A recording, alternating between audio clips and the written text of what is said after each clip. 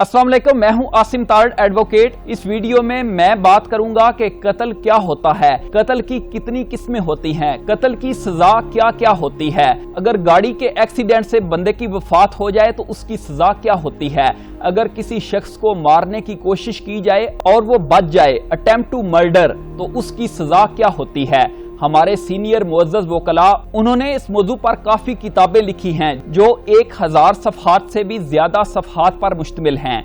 मैं तो सिर्फ इस मौजू पर बुनियादी बातें करूंगा जो आम आदमी को आसानी से समझ आ सकें। जिसने एक इंसान को कत्ल किया गोया उसने पूरी इंसानियत को कत्ल किया। सूरत निसा की 93 नंबर आयत करीमा का तर्जुमा है, जो शख्स किसी मोमन को जानबूझकर कत्ल कर देता है तो उसकी सजा जहन्नम है, वो उसमें हमेशा रहेगा और उस पर अल्लाह का अजाब, अल्लाह की लानत और अल्लाह ने उसके लिए सख्त अजाब मुहैया कर रखा है। कत्ल से मुराद किसी भी इंसान को गैर कानूनी तौर पर मार देना या मजीद आसान लफ्जों में बयान किया जाए तो ऐसा फेल करना जिससे किसी इंसान की जान चली जाए कत्ल कहलाता है। इसकी 4 अकसाम हैं। नंबर 1 कत्ले अम्द, नंबर 2 कत्ले शिबे अम्द, नंबर 3 कत्ले खता और नंबर 4 कत्ले बेसबब हैं। सबसे पहले बात करते हैं कत्ले अम्द की।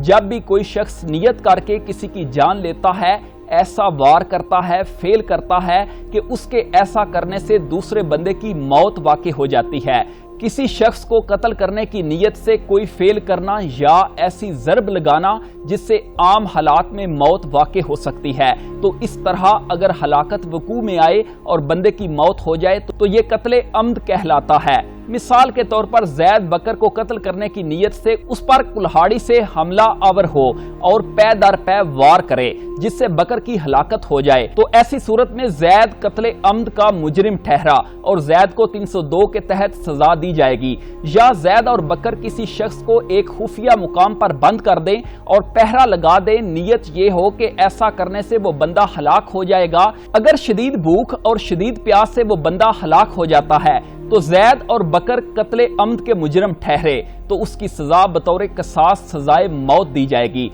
या बतौर ताज़ीर सजाए मौत या उम्र कैद की सजा दी जाएगी।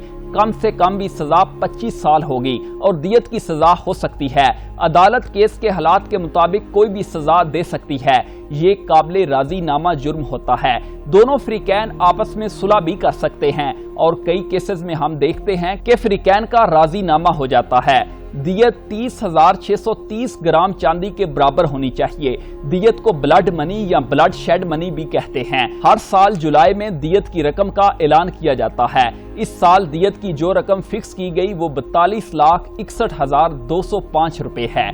कत्ल की दूसरी किस्म है कत्ले शिबे अम्द। कोई शख्स जो किसी शख्स के जिस्म को नुकसान पहुंचाने की नीयत से किसी ऐसे हथियार या किसी ऐसे फेल के जरिए से जिसमें आम हालात में मौत वाक़ई नहीं होती, उस शख्स या किसी दूसरे शख्स की मौत वकू में लाए तो उस शख्स ने कत्ले शिबे अम्द किया।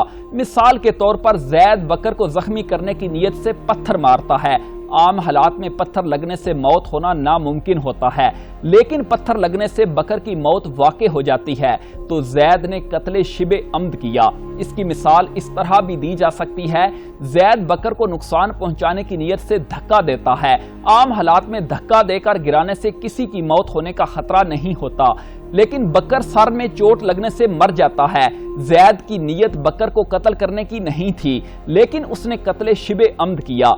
अब जैद को 14 साल सजा और दियत की सजा हो सकती है। तीसरी कत्ल की किस्म है कत्ले खता। जो शख्स किसी शख्स की मौत वकू में लाने या उसे नुकसान पहुंचाने की नीयत किए बगैर गलती, फेल या किसी गलती वाक़े से ऐसे शख्स की मौत का बायस हो, कत्ले खता का मुर्तकिब होगा। मिसाल के तौर पर जैद एक घने जंगल में शेर पर फायर करता है, शेर बच जाता है, लेकिन थोड़े फासले पर दरख्त के पीछे छुपे हुए बकर को गोली लग जाती है और बकर की मौत हो जाती है और जैद को उस बात का पता ही नहीं होता कि दरख्त के पीछे बकर छुपा हुआ है। तो अब जैद ने कत्ले खता किया तो जैद को 5 साल कैद और दियत का अदालत से हुक्म हो सकता है। कत्ले खता और कत्ले शिबे अम्द में यह भी फर्क है कि कत्ले खता में वो कत्ल जो महज गलती या इत्तफाक से वकू में आए, जिसमें कत्ल करने वाले की नीयत हरगिज़ किसी शख्स को قتل کرنے کی نہیں ہوتی، جبکہ قتل شبہ عمد میں نیت زخمی کرنے کی حد تک موجود ہوتی ہے،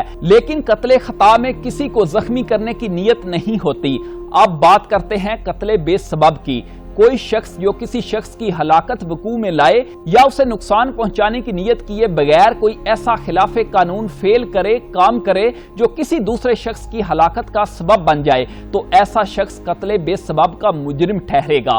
مثال کے طور پر زید گلی کے موڑ پر ایک گڑھا کھودتا ہے تاکہ گھر کی سیوریج کا پانی اس میں ڈالا جا سکے۔ اس کی نیت کسی شخص کو زخمی کرنے یا قتل کرنے کی ہرگز نہیں ہوتی۔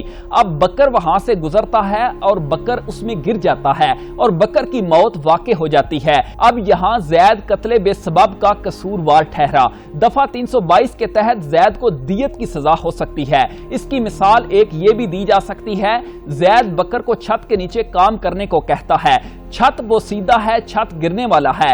زید کی نیت بکر کو زخمی کرنے کی نہ تھی، لیکن یہ اس کا فرض تھا کہ بکر کو آگاہ کرتا کہ چھت بوسیدہ ہے۔ ایسی صورت میں اگر بکر چھت کے گرنے سے نیچے دب کر ہلاک ہو جاتا ہے تو زید قتل بے سبب کا مجرم ٹھہرے گا۔ تو اب زید پر 322 دفعہ لگے گی، جس کی سزا دیت ہے۔ اگر قتل گاڑی چلاتے ہوئے غفلت یا لاپرواہی سے ہو تو دفعہ 320 کے مطابق اس کو 10 سال سزا قید اور ادائیگی دیت کا عدالت سے حکم ہو سکتا ہے۔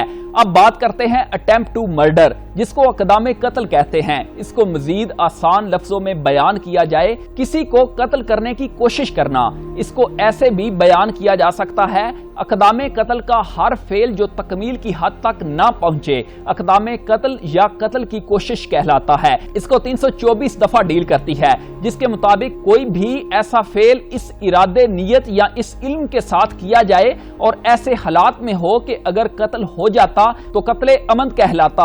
اس کو اقدام قتل کہتے ہیں۔ ملزم کی نیت قتل کرنے کی تھی، ملزم نے جان لیوا ہتھیار استعمال کیے، جان لیوا ہتھیار نہیں تھے تاہم اس طریقے سے استعمال کیے کہ قتل ہو سکتا تھا۔ ضربات ایسے حصوں پر پہنچائی گئیں جو نازک تھے اور جن سے موت واقع ہو سکتی تھی۔ ایسے حالات ملزم نے پیدا کر دیے کہ موت واقع ہو جاتی۔ مثال کے طور پر ایک شخص دوسرے کے سینے پر وار کرتا ہے جو کندھے پر جا کر لگتا ہے، دوسرا وار کرتا ہے جو کان کو چھو کر گزر جاتا ہے، تو یہ ایسے شخص کی طرف سے اقدام قتل تھا۔ اگر اقدام قتل ثابت ہو جائے تو دفعہ 324 تعزیرات پاکستان کے پہلے حصے کے تحت 10 سال سزا اور جرمانہ لاگو ہوگا، اور دوسرے حصے کے تحت ضرب پر سزا اگر قصاص ہے اور قصاص کا اطلاق یا نفاذ نہیں ہو سکتا تو ملزم عرش کی ادائیگی کا پابند ہوگا۔ عرش سے مراد وہ معاوضہ ہوتا ہے جو مجرم کی طرف سے زخمی ہونے والے شخص کو یا اس کے وارثان کو ملتا ہے، اور سزا 7 سال ہوگی۔ اقدام قتل کی صورت میں اگر مضروب کو ایک سے زیادہ زخم آئے ہوں تو سب کے لیے سزا ہوگی، اور اگر ایسی سزاؤں کا قصاص اطلاق نہ ہو سکتا ہو تو پھر سب زخموں کے عوض عرش کی ادائیگی کرنا ہوگی۔